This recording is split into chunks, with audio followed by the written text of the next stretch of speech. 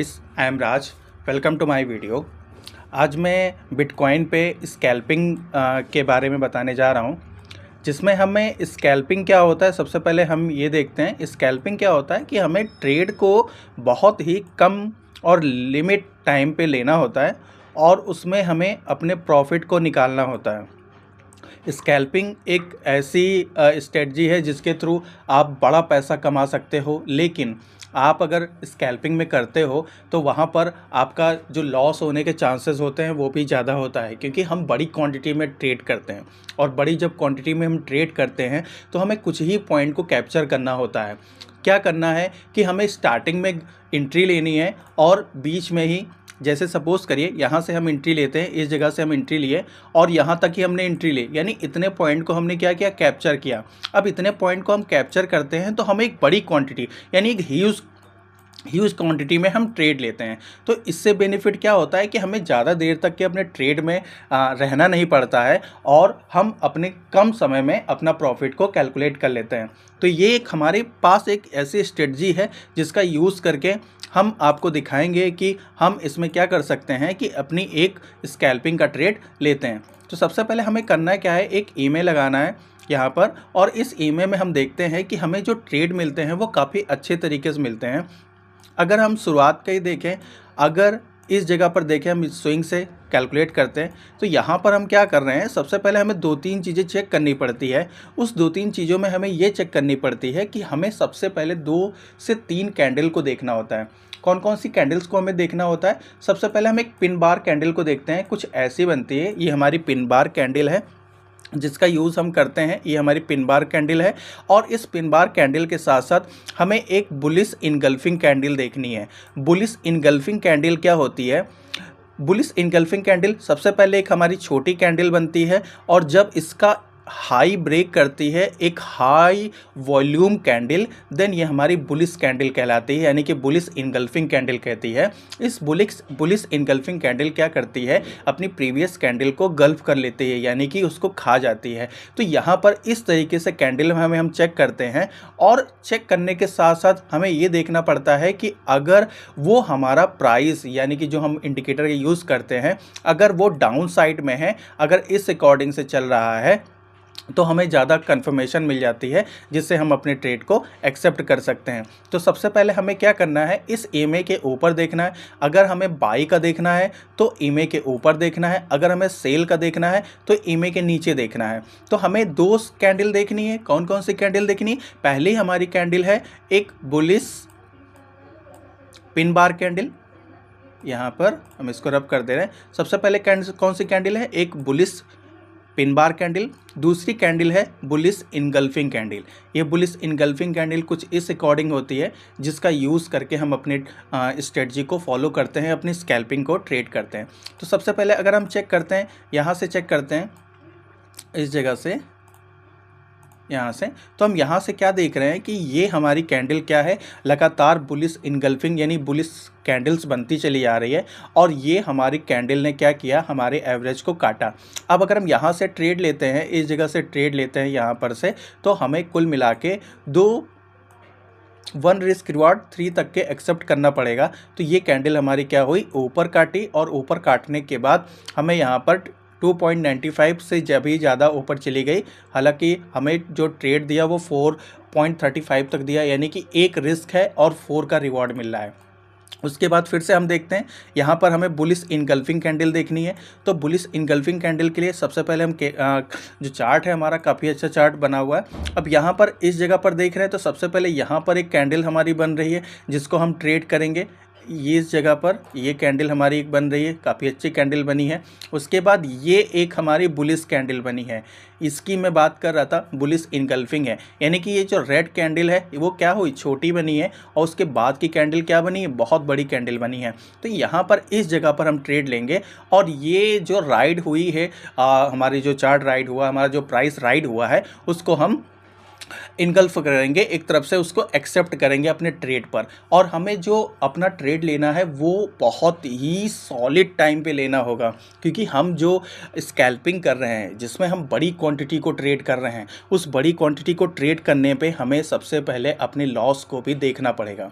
जब तक हम अपने लॉस को नहीं देखेंगे तब तक आप कोशिश करिए स्विंग ट्रेड करिए या फिर कम क्वांटिटी में ट्रेड करिए।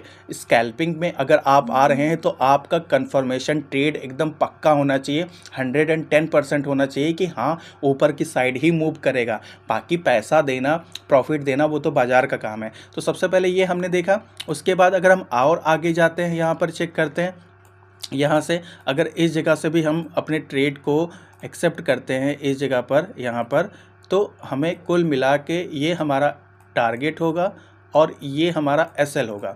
और इस एसएल में सबसे अच्छी बात ये होगी, अगर जो हमारा ईएमए का स्लोप भी अगर अपसाइड का है तो डेफिनेटली कि प्राइस हमारा ऊपर ही जाएगा। एक चीज़ें ये भी हमें चीज़ें चेक करनी पड़ेंगी कि स्लोप भी हमें चेक करना पड़ेगा, क्योंकि स्लोप विदाउट स्लोप, अब हम यहाँ पर जैसे इस जगह पर प्राइस यहाँ पर इस जगह पर है तो यहाँ पर हमें स्कैल्पिंग नहीं लेना, यहाँ पर स्कैल्पिंग नहीं लेना। क्यों नहीं लेना? क्योंकि प्राइस हमारा क्या है, साइडवेज है, ईएमए हमारा क्या है, साइडवेज है, ये साइडवेज कहलाएगा। तो यहाँ पर प्राइस देखिए ऊपर तो गया लेकिन नीचे भी चला गया, बट ये हमारा यहाँ पर क्या है, स्लोप अप साइड का है। तो अप साइड के स्लोप में हमें चेक करना है बुलिश इनकल्फिंग कैंडल या पिन बार कैंडल। तो चलिए एक ट्रेड ये हो गया। दूसरे ट्रेड को हम देखते हैं। यहाँ पर सबसे पहले इस जगह पर हमने चेक किया और ये कैंडल तो नहीं हुई, हाँ ये कैंडल हुई हमारी। इस जगह पर कैंडल को हम लेंगे और यहाँ पर ट्रेड को हम अपने एक्सेप्ट करेंगे। क्यों एक्सेप्ट करेंगे? क्योंकि ये क्या है, बेयरिश इनगल्फिंग कैंडल। क्या किया, कैंडल एक छोटी से बनी, उसके बाद जो दूसरी कैंडल बनी वो क्या हुआ, पहली कैंडल को इनगल्फ कर दिया। तो हमें यहाँ तक के ट्रेड मिला, यानी ये पॉइंट हम कैप्चर कर लिए। उसके बाद फिर से हम यहाँ चेक करेंगे, इस जगह पर आगे जाएंगे। अब आगे जाने पर फिर से हमने देखा, क्या देखा, यहाँ पर एक बुलिश मारुबोजू कैंडल बनी है। एक बुलिश मारुबोजू कैंडल क्या होती है, बुलिश मारुबोजू कैंडल पूरी भरी हुई कैंडल होती है, यानी उसमें विक होता ही नहीं है, और अगर होता भी है तो ना के बराबर होता है। और कोशिश करिए कि अगर अप साइड का आप ट्रेड ले रहे हैं तो नीचे विक नहीं होनी चाहिए। जैसे इसमें क्या है, नीचे विक नहीं है, ऊपर है एकदम छोटा सा माइनर सा है। उसके बाद कैंडल ने क्या किया, ब्रेक किया, देन ऊपर आया और यहाँ पर एक पिन बार कैंडल बना। इस पिन बार कैंडल पे हमें ट्रेड लेना है अपने, और ये प्राइस को हमको एक्सेप्ट करना है, यानी कि इस ट्रेड को हमें कैप्चर करना है। बुलिश पिन बार कैंडल में सबसे अच्छा ट्रेड एक चीज़ ये भी देखा जाता है कि यहाँ पर क्या है, इस कैंडल में क्या है, सबसे पहले इस कैंडल ने क्या किया, प्रीवियस कैंडल की लिक्विडिटी को स्वीप किया है।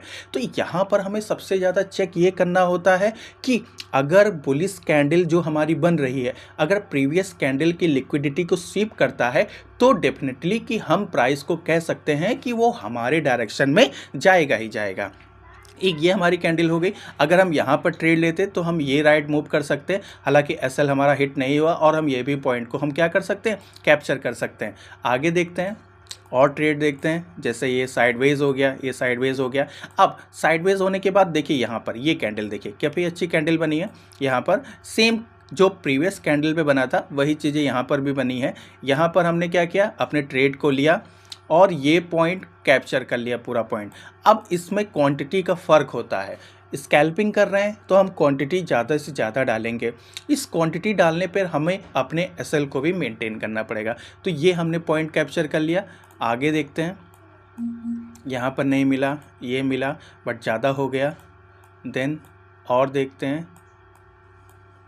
अब देखिए यहाँ पर काफ़ी अच्छी कैंडल बनी जिसमें ईमे ने क्या किया, सबसे पहले दो कैंडल हमें एक साथ मिल गई। यहाँ पर बेयरिश पिन बार कैंडल मिली और उसके बाद एक बेयरिश मारुबोजू कैंडल मिली। यहाँ पे अपना ट्रेड लेंगे और ये पॉइंट को हम राइट करेंगे इस जगह पर।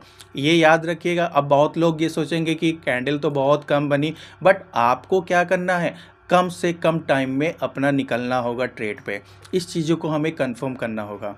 देन आगे कैंडल देखते हैं। ये कैंडल क्या हुई, काफ़ी अच्छा ब्रेक किया। ब्रेक करने के बाद हम यहाँ पे ट्रेड अगर लेते, इस जगह पर ट्रेड लेते तो ये पॉइंट को हम क्या कर सकते हैं, कैप्चर कर लेते। देन आगे हम चेक करते हैं। ब्रेक किया, अच्छी खासी कैंडल से ब्रेक किया और उसके बाद ये हमको राइट मिला, यानी कि इस कैंडल पे हमने एंट्री ली एसएल हमारा छोटा सा और टारगेट हमारा क्या हुआ, इतना बड़ा सा टारगेट मिल रहा है हमें।